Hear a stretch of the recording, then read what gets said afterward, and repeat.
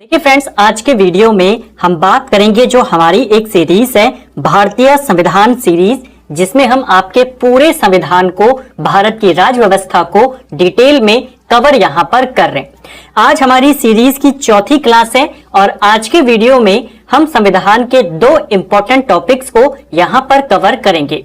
पहला होगा संविधान की प्रमुख विशेषताएं। इसको लेकर भी क्वेश्चन बनता है, आपको क्वेश्चन दे देता है एग्जाम में और पूछता है इनमें से कौन सी संविधान की विशेषता है या विशेषता नहीं है। तो पहले बिल्कुल टू द पॉइंट और सिंपल लैंग्वेज में संविधान की विशेषताओं को समझेंगे और उसके बाद संविधान के जो आपके विदेशी स्रोत हैं, प्रमुख स्रोत, किस देश के संविधान से हमने क्या चीज ली है, उन सबको यहां पर देखेंगे। संविधान के बारे में किस व्यक्ति ने क्या स्टेटमेंट कहा है उसको भी यहीं पर देखेंगे। आपने देखा होगा क्वेश्चन आता है, संविधान को संघात्मक के तंग ढांचे में नहीं ढाला है, काफी फेमस स्टेटमेंट है, किसका है? तो ऐसे ही कुछ दो तीन स्टेटमेंट्स जिनको हम इसी वीडियो में कवर करेंगे। ये हमारी संविधान की डिटेल क्लास की चौथी क्लास है। अगर आपने इससे पहले की क्लासेस को नहीं देखा है, आप उनको प्लेलिस्ट से जाके देख सकते हैं। लिंक आपको नीचे वीडियो के डिस्क्रिप्शन में और कमेंट सेक्शन में मिल जाएगा। तो चलिए दोस्तों, आज की क्लास को शुरू करते हैं। सबसे पहले संविधान की विशेषताओं के बारे में बात करेंगे। बिल्कुल टू द पॉइंट और नंबर वाइज मैंने विशेषताएं लिखी हैं ताकि आपको पॉइंट वार चीजों को याद करने में आसानी हो, इनको समझने में भी मदद मिले। पहली विशेषता है सबसे लंबा लिखित संविधान। भारत का संविधान विश्व का सबसे लंबा लिखित संविधान है। हमारा जो संविधान है उसमें 395 अनुच्छेद थे मूल संविधान में, 22 इसमें भाग थे और 8 इसमें अनुसूचियां थी। अगर हम अभी नंबरिंग के हिसाब से बात करें तो अनुच्छेदों की संख्या 450 से 500 के करीब है, भाग आपके लगभग 25 के करीब हैं, अनुसूचियां आपकी 12 अनुसूचियां हो चुकी हैं। तो इतने अनुच्छेद, इतनी अनुसूचियां दुनिया के किसी संविधान में नहीं है। भारत का संविधान सबसे लंबा है। ये क्वेश्चन आता है। एक क्वेश्चन आता है, इसके इतने लंबा होने का कारण क्या है? जो हमारा संविधान इतना विस्तृत है, इसका कारण क्या है? दो तीन कारण इसके माने जाते हैं। पहला, भारत के संविधान में केंद्र के लिए, राज्यों के लिए और विशेष राज्यों के लिए प्रावधान किए गए हैं, तो सभी का एक ही संविधान है, इसीलिए थोड़ा यहां पर बड़ा है। दूसरा कारण यह दिया जाता है, संविधान सभा में जो कानून विशेषज्ञ थे उनकी ज्यादा मात्रा थी, यानी कि ज्यादा लोग कानून विशेषज्ञ थे, तो सभी ने अपने विचारों को इसमें शामिल कराया और संविधान आपका बड़ा हुआ। तीसरा कारण माना जाता है ऐतिहासिक कारण। ऐतिहासिक कारण का मतलब यहां पर यह है जो हमारे संविधान का ऐतिहासिक स्रोत है। हमारे संविधान को अलग अलग देशों के संविधान को अध्ययन करके बनाया गया।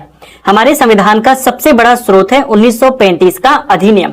अब क्योंकि यह भी सबसे विस्तृत अधिनियम था तो इसी से बना है हमारा संविधान, मैक्सिमम पार्ट यहीं से आया है, इसीलिए संविधान भी विस्तृत है। ये तीन कारण माने जाते हैं। ठीक है, कई बार पूछ लेता है। अगला है विशेषता, नम्यता और अनियमता का मिश्रण है। क्वेश्चन आता है, भारत का संविधान कैसा है? कठोर है, लचीला है, ना लचीला है, ना कठोर है? इस तरीके से भारत का संविधान ना तो लचीला है और ना ही कठोर है, ये दोनों का समन्वित रूप है। अब देखिए यहां पे लचीला और कठोर का मतलब क्या है। लचीला यानी जिसमें परिवर्तन आसानी से हो जाए, कठोर यानी जिसमें परिवर्तन या संशोधन आसानी से ना हो, विशेष प्रक्रिया के द्वारा किया जा सके। भारत के संविधान में दोनों विशेषताएं हैं। कुछ परिवर्तन, कुछ संशोधन आप नॉर्मली कर सकते हो जैसे कोई आम कानून हो, और कुछ संशोधन आपको विशेष प्रक्रिया के द्वारा करनी होती है। 2/3 बहुमत लेना होता है संसद में और आधे से ज्यादा राज्यों की अनुमति भी आपको लेनी होती है, उनका भी समर्थन लेना होता है। तो भारत के संविधान में संशोधन करना आसान भी है और कुछ संशोधन यहाँ पर कठोर भी हैं। तो इसीलिए भारत का संविधान ना तो लचीला है और ना ही कठोर है। ठीक है, अमेरिका का संविधान कठोर है, ब्रिटेन का संविधान लचीला है, भारत का कैसा है? दोनों का मिश्रण है। यह भी पेपर में आया है। तीसरा बिंदु, विभिन्न स्रोतों से प्रेरित तत्व हैं। हमारे संविधान में विभिन्न स्रोतों से, अलग अलग देशों के संविधान से चीजों को यहां पर लिया गया है। जैसे मैंने कहा, सबसे बड़ा स्रोत 1935 का अधिनियम है। इसके अलावा हमने अमेरिका के संविधान से, कनाडा के संविधान से, आयरलैंड, ब्रिटेन, रूस, साउथ अफ्रीका, सबसे कुछ ना कुछ लिया है। इसी को हम अभी आगे डिटेल में देखेंगे किस देश से हमने क्या लिया है। एक ये भी इसकी विशेषता है। चौथा, एकल नागरिकता। भारत का संविधान भारत के प्रत्येक नागरिक को एकल नागरिकता प्रदान करता है। जैसे हमारे संविधान में कहा गया है कि भारत राज्यों का संघ होगा, तो भारत में अलग अलग राज्यों में आपको अलग अलग नागरिकता नहीं लेनी होती। कोई भी इंडियन सिटीजन है उसे एक ही नागरिकता दी जाती है, भारत की नागरिकता। फिर आप किसी भी राज्य में जाएं, आपको एक ही नागरिकता लेनी होगी। अमेरिका की बात करें, वहां पर दोहरी नागरिकता है, आपको अमेरिका की नागरिकता भी चाहिए और फिर जिस राज्य में आप रहते हैं वहां की नागरिकता भी आपको होनी चाहिए। ऐसा भारत में नहीं है। तो भारत में क्या प्रावधान है? एकल नागरिकता। और एकल नागरिकता हमने कहां से ली है? ब्रिटेन से ली है। इसे भी हम आगे डिटेल में देखेंगे। नागरिकता संबंधी प्रावधान संविधान के भाग 2 में और आर्टिकल 5 से लेकर 11 तक है। तो एकल नागरिकता भी हमारे संविधान की विशेषता है। अगला है सार्वभौमिक वयस्क मत अधिकार, यानी प्रत्येक नागरिक जिसने 18 वर्ष की आयु प्राप्त कर ली है उसे मतदान का अधिकार है भारत में। कोई भी व्यक्ति चाहे अमीर हो, गरीब हो, किसी भी धर्म का हो, किसी भी जाति का हो, किसी भी संप्रदाय का हो, अगर वो 18 वर्ष के ऊपर का है तो उसे वोट देने का अधिकार है। ये भी भारत के संविधान की विशेषता है। ठीक है, नेक्स्ट है एकीकृत स्वतंत्र न्यायपालिका।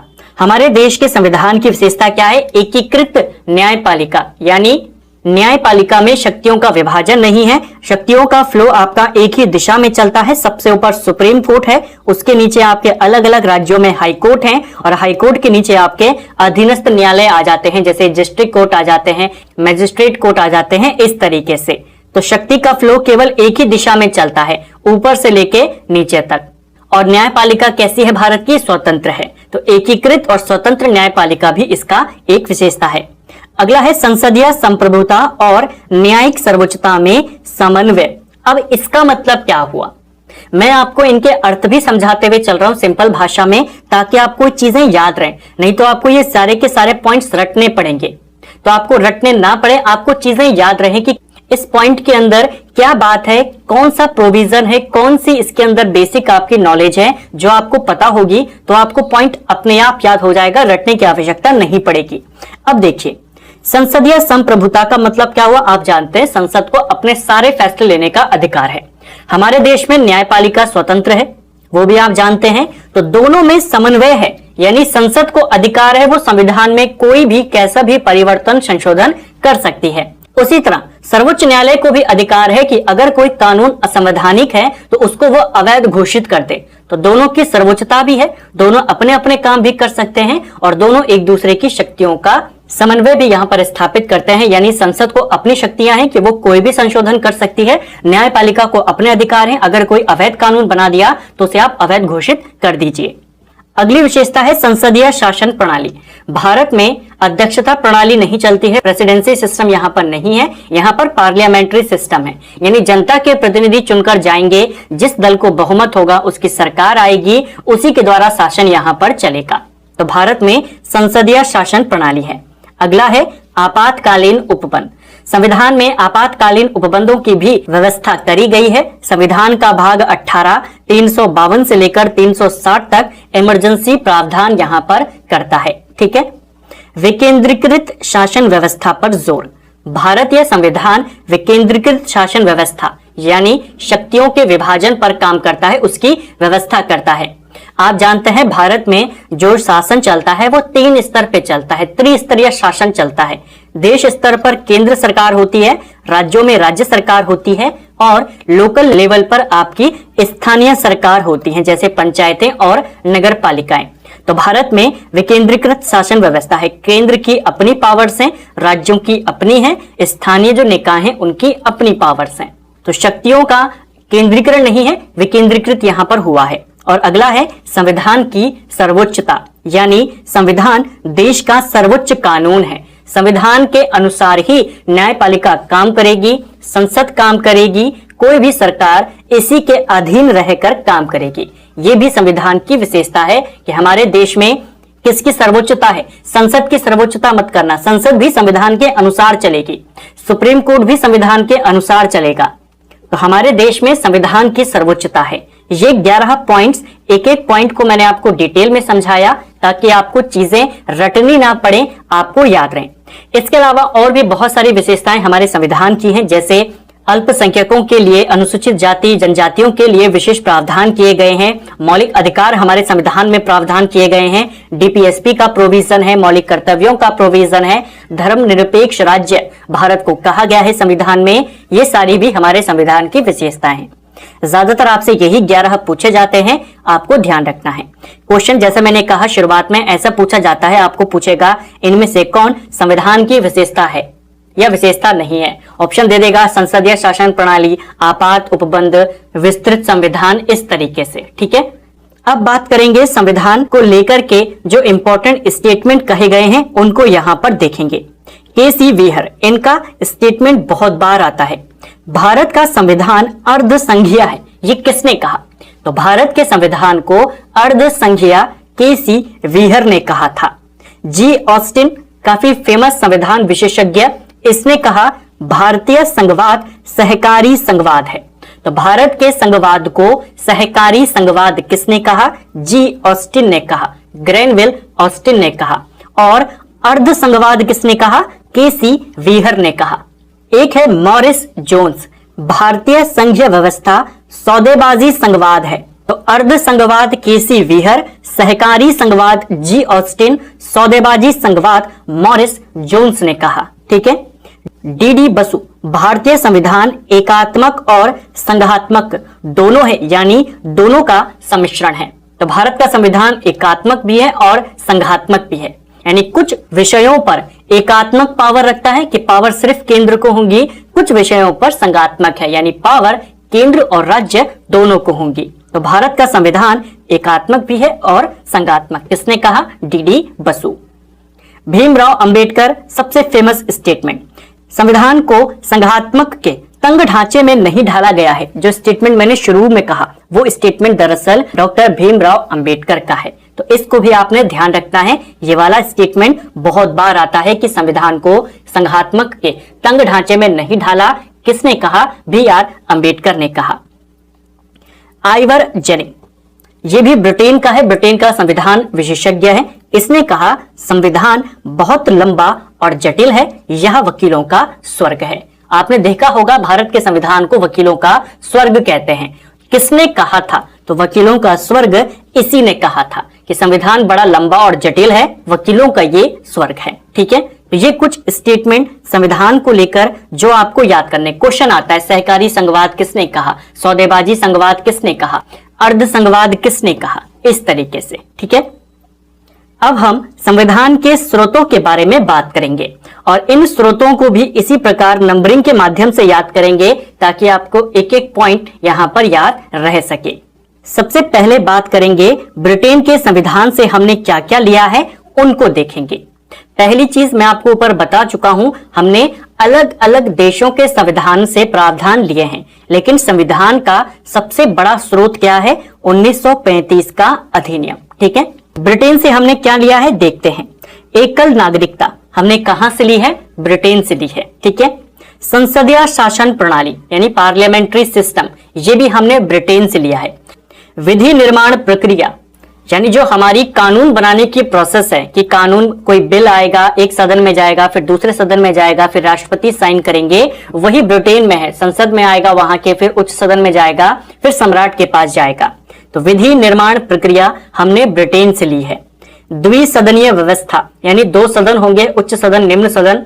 जैसे भारत में राज्यसभा लोकसभा है, वहां पर हाउस ऑफ कॉमन्स और हाउस ऑफ लॉर्ड्स चलते हैं। ठीक है, विधि का शासन और संवैधानिक प्रमुख, ये भी हमने ब्रिटेन से लिया है कि विधि का शासन होगा, कानून का शासन होगा और संवैधानिक प्रमुख भी कोई होगा। वहां का प्रमुख कौन है? वहां का सम्राट। भारत में कौन है संवैधानिक प्रमुख? राष्ट्रपति। सर्वाधिक मत के अधिकार पर जीत की प्रक्रिया, अभी तक जो इंपॉर्टेंट पॉइंट्स हैं वो पेपर में आते थे।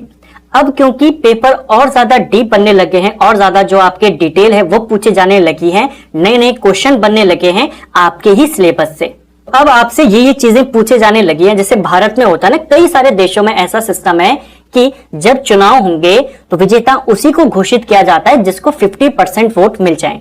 भारत में कैसा है, भारत में अगर कोई दो कैंडिडेट चुनाव लड़ रहे हैं, जिसको ज्यादा वोट मिले वो विजेता होता है, चाहे उसे एक वोट ही ज्यादा मिले। और ये सिस्टम कि सर्वाधिक मत के अधिकार पे जीत की प्रक्रिया, यानी सबसे ज्यादा वोट लेने पर जीत, ये हमने कहां से लिया है, ब्रिटेन से लिया है। संसदीय विशेषाधिकार, संसदीय विशेषाधिकार भी हमने ब्रिटेन से लिया है। मंत्रिमंडल प्रणाली जो पोर्टफोलियो सिस्टम है, इसे भी हमने ब्रिटेन से लिया है। ठीक है, कब हुई थी इसकी शुरुआत, कौन सा अधिनियम था और कौन वाइसरॉय था जिसने इसकी शुरुआत करी, कमेंट सेक्शन में बताइए। संविधान के प्रीवियस वीडियो में हमने इस बारे में बात करी थी। लोकसभा यानी निम्न सदन का उच्च सदन से शक्तिशाली होना, ये भी हमने कहां से लिया है, ब्रिटेन से लिया है। हमारे देश में उच्च सदन राज्यसभा है और निम्न सदन लोकसभा है, लेकिन ज्यादा पावरफुल कौन है, निम्न सदन लोकसभा, क्योंकि लोकसभा सीधा जनता के द्वारा चुना जाता है, तो ज्यादा शक्तिशाली लोकसभा है और निम्न सदन उच्च सदन से शक्तिशाली होगा। यह सिस्टम भी हमने ब्रिटेन से लिया है। तो ब्रिटेन से हमने एकल नागरिकता, संसदीय शासन प्रणाली, विधायी निर्माण प्रक्रिया, द्विसदन, विधि का शासन, संवैधानिक प्रमुख, सर्वाधिक मत के अधिकार पर जीत, यहां पर आधार होगा मत के आधार पर जीत, संसदीय विशेषाधिकार, मंत्रिमंडल प्रणाली और निम्न सदन का उच्च सदन से शक्तिशाली होना, ये सारी हमने ब्रिटेन से ली हैं। अब दूसरे देश की बात करते हैं। अमेरिका से हमने क्या क्या लिया है। अमेरिका से हमने मौलिक अधिकार लिए हैं, जो हमारे फंडामेंटल राइट्स हैं, इनको हमने अमेरिका संविधान से लिया है।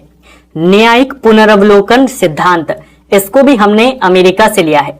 न्यायिक पुनरावलोकन सिद्धांत यानी जुडिशियल रिव्यू, अगर सुप्रीम कोर्ट को लगे उसने कोई पहला फैसला जो दिया, कोई पूर्व में कोई दिया गया फैसला वो सही नहीं था, तो वो खुद उसकी जुडिशियल रिव्यू कर सकता है, उसका अवलोकन कर सकता है।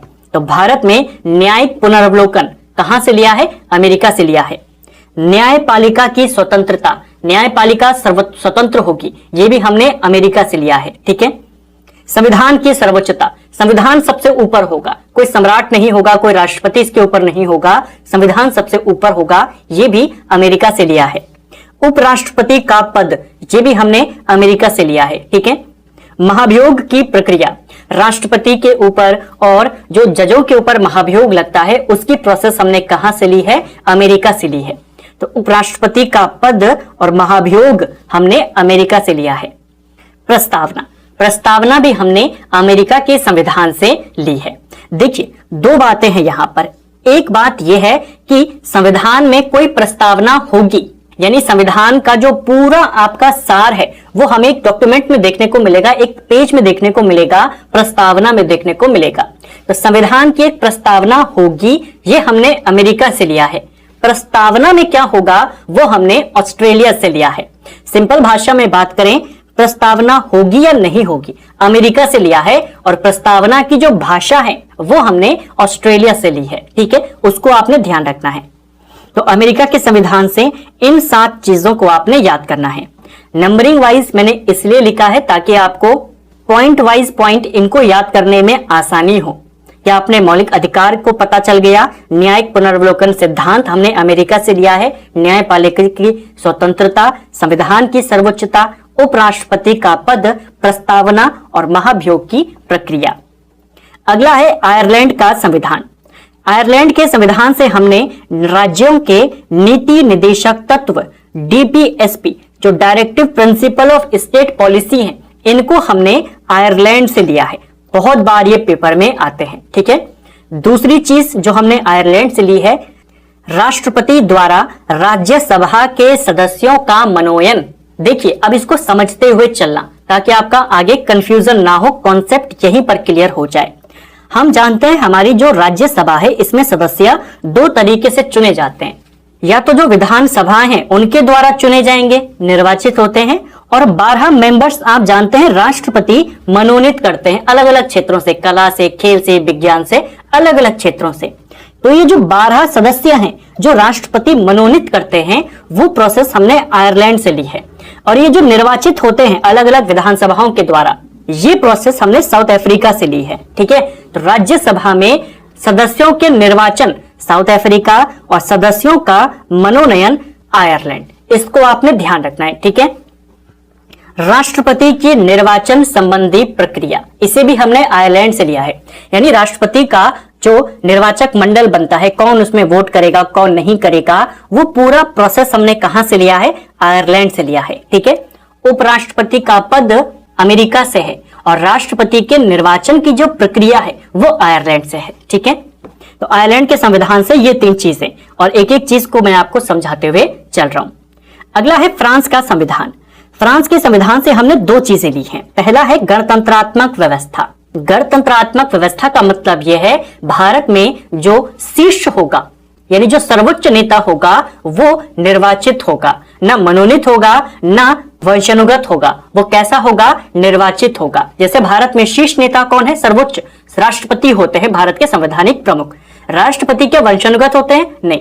क्या राष्ट्रपति को मनोनीत किया जाता है? नहीं। राष्ट्रपति का निर्वाचन होता है, भले ही अप्रत्यक्ष निर्वाचन प्रणाली से होता है लेकिन चुनाव होता है। तो भारत एक गणतंत्र है। कई बार मैंने आपको गणतंत्र में फर्क बताया है। जैसे आप मान लीजिए भारत है और ब्रिटेन है, तो भारत और ब्रिटेन दोनों में लोकतंत्र है, दोनों में जो सरकार बनती है वो जनता बनाती है। लेकिन ब्रिटेन गणतंत्र नहीं है, वहां का प्रमुख कौन होता है? सम्राट होता है, वो वंशानुगत है। जापान है, वहां का प्रमुख सम्राट होता है, वो भी वंशानुगत है। भारत लोकतंत्र भी है और गणतंत्र भी है। लोकतंत्र इसलिए क्योंकि जनता सरकार बनाती है हर 5 साल में। गणतंत्र इसलिए कि जो शीर्ष नेता होता है, जो संवैधानिक प्रमुख होता है, उसका निर्वाचन होता है। ठीक है। तो ये व्यवस्था, गणतंत्रात्मक व्यवस्था, हमने फ्रांस से लिया है। और प्रस्तावना में स्वतंत्रता, समानता, बंधुत्व का सिद्धांत, ये हमने फ्रांस से लिए हैं, फ्रांस के संविधान से लिए हैं। ठीक है। अगला है हमारा कनाडा। कनाडा से हमने क्या लिया है उनको देखिए। शक्तिशाली केंद्र के साथ संघात्मक व्यवस्था, यानी जो हमारी संघात्मक व्यवस्था है, संघीय ढांचा है, हमने कनाडा से लिया है। ठीक है। और इसमें केंद्र शक्तिशाली होगा। शक्तियों का विभाजन हमने कनाडा से लिया है। आप जानते हैं हमारे संविधान में 3 सूचियां हैं। एक है आपकी राज्य सूची, एक आपकी संघ सूची और एक आपकी संवर्ती सूची। ये जो राज्य सूची और संघ सूची है, इनमें विषयों को बांटा गया है। कुछ विषय राज्यों को दिए गए, कुछ संघ को दिए गए, केंद्र सरकार को दिए गए, यानी शक्तियों का बंटवारा किया गया। तो ये शक्तियों का विभाजन कनाडा से लिया है। और जो अवशिष्ट शक्तियां होंगी वो केंद्र में होंगी, यानी संसद में होंगी। ठीक है। राज्यपालों की नियुक्ति, अलग अलग राज्यों में जो राज्यपाल नियुक्त किए जाते हैं, राज्यपालों की नियुक्ति हमने कनाडा से ली है। सर्वोच्च न्यायालय का परामर्शी न्याय निर्णयन, यानी सर्वोच्च न्यायालय परामर्शदाता के रूप में भी काम करेगा। आप जानते हैं ना, राष्ट्रपति के लिए आर्टिकल 143 के तहत वो परामर्शदाता के रूप में काम करता है, वो भी हमने कनाडा से लिया है। तो कनाडा से हमने इन 4 चीजों को लिया है। अब इसी वाले पॉइंट को देखिए आपसे पेपर में कैसा आता है। आपको आता है हमारे संविधान में वर्णित राज्य सूची और संघ सूची हमने कहां से ली है, किस देश से ली है। तो शक्तियों का विभाजन आपने सिर्फ याद करना है, ये यहां से है। जो तीसरी सूची है संवर्ती सूची, वो ऑस्ट्रेलिया से है। अगला देश है ऑस्ट्रेलिया।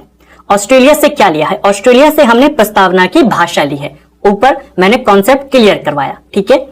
संवर्ती सूची भी हमने ऑस्ट्रेलिया से ली है। संघ और राज्य सूची कनाडा से है, संवर्ती सूची हमने ऑस्ट्रेलिया से ली है। दोनों सदनों को संयुक्त बैठक, आप जानते हैं जब किसी भी साधारण विधेयक पर कोई विवाद हो जाता है, वो पास नहीं होता, एक सदन से हो जाता है, दूसरे से नहीं होता, तो संयुक्त अधिवेशन बुलाया जाता है। संयुक्त अधिवेशन, संयुक्त बैठक, ये प्रोविजन हमने ऑस्ट्रेलिया से लिया है। ठीक है। व्यापार, वाणिज्य, समागम की स्वतंत्रता संबंधी प्रावधान, इनको भी हमने ऑस्ट्रेलिया के संविधान से ग्रहण किया है। ठीक है। अगला है जर्मनी का वाइमर संविधान। कई बार जर्मन संविधान दे देता है, कई बार वाइमर संविधान दे देता है। आपातकाल के समय मूल अधिकारों का निलंबन, ये हमने जर्मनी के संविधान से लिया है, वीमर संविधान से लिया है। अब देखिए यहां पर भी एक कंफ्यूजन होता है आपात उपबंध को लेकर। कहीं पर आपको दिखता है कि 1935 अधिनियम से लिया है, कहीं पर वीमर संविधान जर्मन संविधान से। देखिए आपातकाल की व्यवस्था, कि आपातकाल लग सकता है, 3 प्रकार के आपातकाल होंगे, राष्ट्रीय आपातकाल, राष्ट्रपति शासन, वित्तीय आपातकाल। वो पूरी व्यवस्था हमने 1935 के अधिनियम से ली है। और उस आपातकाल के दौरान क्या क्या पावर्स होंगी, किन किन मूल अधिकारों का निलंबन हो सकता है, वो हमने जर्मनी से लिया है। ठीक है। तो आपातकाल, अगर हम सिंपल भाषा में बात करें, आपातकाल लगेगा, कौन सा लगेगा, कैसा लगेगा, लगेगा या नहीं लगेगा, ये सारे प्रोविजन 1935 के अधिनियम से हैं। और आपातकाल के दौरान राष्ट्रपति की क्या क्या शक्तियां हैं वो जर्मनी से हैं। ठीक है, तो जर्मनी से संविधान से हमने सिर्फ आपातकाल के समय मूल अधिकारों का निलंबन यानी राष्ट्रपति की शक्तियां उनको लिया है इमरजेंसी के समय। ठीक है, अगला है रूस। रूस के संविधान से हमने मौलिक कर्तव्यों को लिया है, काफी इंपॉर्टेंट है। ठीक है, फंडामेंटल ड्यूटीज जो हमारी हैं वो रूस के संविधान, उस समय का जो यूएसएसआर था, सोवियत संघ, वहां से लिया है। दूसरा, प्रस्तावना में आप जानते हैं 3 प्रकार के न्याय का उल्लेख है, सामाजिक न्याय, आर्थिक न्याय, राजनीतिक न्याय। तो इनको हमने कहां से लिया है? रशिया से लिया है। क्वेश्चन आता है, आपको देखेंगे जब हम प्रस्तावना के बारे में आगे वीडियो में बात करेंगे, अगले वीडियो में, हमारे संविधान में 3 प्रकार के न्याय का उल्लेख है, सामाजिक, आर्थिक और राजनीतिक। इनको हमने रशिया के संविधान से लिया है। क्वेश्चन आता है, सामाजिक, आर्थिक और राजनीतिक न्याय यानी जो प्रस्तावना में न्याय के आदर्श हैं किस देश से प्रेरित हैं? जैसे स्वतंत्रता, समानता किस देश से थे? फ्रांस से। उसी प्रकार जो न्याय है वो रशिया से प्रेरित है। ठीक है, अगला है जापान। जापान के संविधान से हमने विधि द्वारा स्थापित प्रक्रिया को यहां पर लिया है। देखिए, विधि निर्माण प्रक्रिया हमने ब्रिटेन से ली है और विधि द्वारा स्थापित प्रक्रिया हमने जापान से ली है। ठीक है, अगला है दक्षिण अफ्रीका। दक्षिण अफ्रीका से हमने संविधान संशोधन की प्रक्रिया को लिया है। जो आर्टिकल 368 है जिसके तहत संविधान में संशोधन किया जाता है 2/3 बहुमत से, वो प्रोसेस हमने संविधान की साउथ अफ्रीका से ली है। और अगला जो हमने साउथ अफ्रीका से लिया है, राज्यसभा के सदस्यों का निर्वाचन, मनोनयन कहां से था? आयरलैंड। और निर्वाचन कहां से है? दक्षिण अफ्रीका। अगला है भारत शासन अधिनियम, सबसे बड़ा स्रोत हमारे संविधान का। यहां से हमने संघीय न्यायालय लिया है, यानी संघीय न्यायालय होगा पूरे देश का, एक ही शीर्ष कोर्ट होगा, सुप्रीम कोर्ट। कहां से है? 1935। राज्यपाल का कार्यकाल कितना होगा, कैसे डिसाइड होगा, ये भी हमने 1935 के अधिनियम से लिया है। ठीक है, राज्यपाल की नियुक्ति, राज्यों में राज्यपाल होगा, वो कनाडा के संविधान से है, लेकिन उसका कार्यकाल कैसे होगा, कैसे निर्धारित होगा, वो 1935 का अधिनियम है। आपातकालीन उपबंध हमने यहां से लिए हैं, ऊपर मैंने आपका कॉन्सेप्ट क्लियर किया।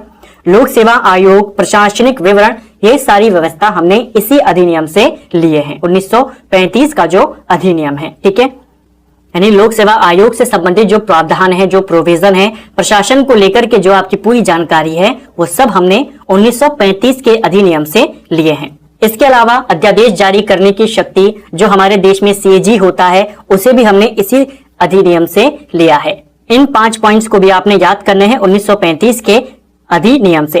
तो फ्रेंड्स, ये था हमारा आज का वीडियो जिसमें हमने संविधान के विशेषताओं को देखा और संविधान की स्रोतों को यहाँ पर कवर किया। बिल्कुल एक एक पॉइंट को समझते हुए हम चले ताकि आपको रटने की आवश्यकता ना हो, एक एक पॉइंट आपको समझ में आ जाए। संघीय व्यवस्था है तो क्या है, विधि निर्माण प्रक्रिया है तो क्या है, राज्यसभा में मनोनयन, निर्वाचन, संशोधन प्रक्रिया, एक एक पॉइंट को हमने डिटेल में यहाँ पर समझा। उम्मीद करता हूं आपको आज का वीडियो पसंद आया होगा। अगर आपको ये वीडियो पसंद आया है तो वीडियो को लाइक करें। अगर आप चैनल पर पहली बार आए हैं, चैनल को सब्सक्राइब करें, अपने दोस्तों के साथ शेयर करें और वीडियो आपको कैसा लगा कमेंट बॉक्स में हमको जरूर बताएं। Thank you friends.